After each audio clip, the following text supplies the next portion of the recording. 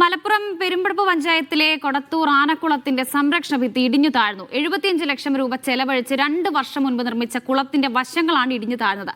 അശാസ്ത്രീയ നിർമ്മാണമാണ് കാരണമെന്ന് നാട്ടുകാർ ആരോപിച്ചു.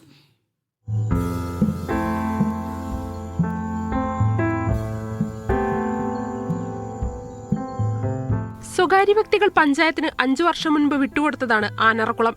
കരിങ്കല്ലുകൊണ്ട് കുളത്തിന്റെ 3 വശങ്ങളിലായി നിർമ്മിച്ച ഭിത്തിയാണ് തകർന്നത്.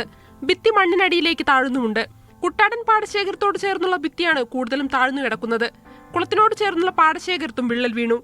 അശാസ്ത്രീയ നിർമ്മാണമാണ് കുളത്തിന്റെ തകർച്ചയ്ക്ക് കാരണമെന്നാണ് ആരോപണം. ഇത് നിർമ്മിക്കുന്ന സമയത്ത് തന്നെ ഇതിന്റെ എക്സ്പെർട്ടായ ആളുകൾ വന്നുകൊണ്ട് ഇതിങ്ങനെ നിർമ്മിച്ചാൽ പോരാന്നും ഇതിന് ഇന്ന കാര്യങ്ങൾ അടിസ്ഥാനപരമായി ചെയ്താലേ ഈ കുളത്തിന്റെ നവീകരണ പ്രവർത്തനം പൂർത്തിയാവും എന്നൊക്കെ അന്ന് പറഞ്ഞിട്ടുണ്ടായിരുന്നു. പക്ഷെ അതൊന്നും അന്ന് ഈ കുളവുമായി ബന്ധപ്പെട്ട് പ്രവർത്തിക്കുന്ന ആളുകൾ ശ്രദ്ധിച്ചില്ല എന്നുള്ളതാണ് അതിന്റെ യഥാർത്ഥ വസ്തുത. 75 ലക്ഷം മുതൽ മുടക്കിൽ നിർമ്മിച്ച കുളത്തിന് 2 വർഷമേ ആയുസുണ്ടാവുകയുള്ളൂ എന്നത് സ്വാഭാവിക സംശയമാണ്. നിർമ്മാണത്തിൽ അഴിമതി നടന്നതായി പുതുതായി വന്ന UDF ഭരണസമിതി സംശയിക്കുന്നു. ഭരണസമിതി യോഗത്തിൽ വിഷയം അവതരിപ്പിക്കാനാണ് UDF തീരുമാനം.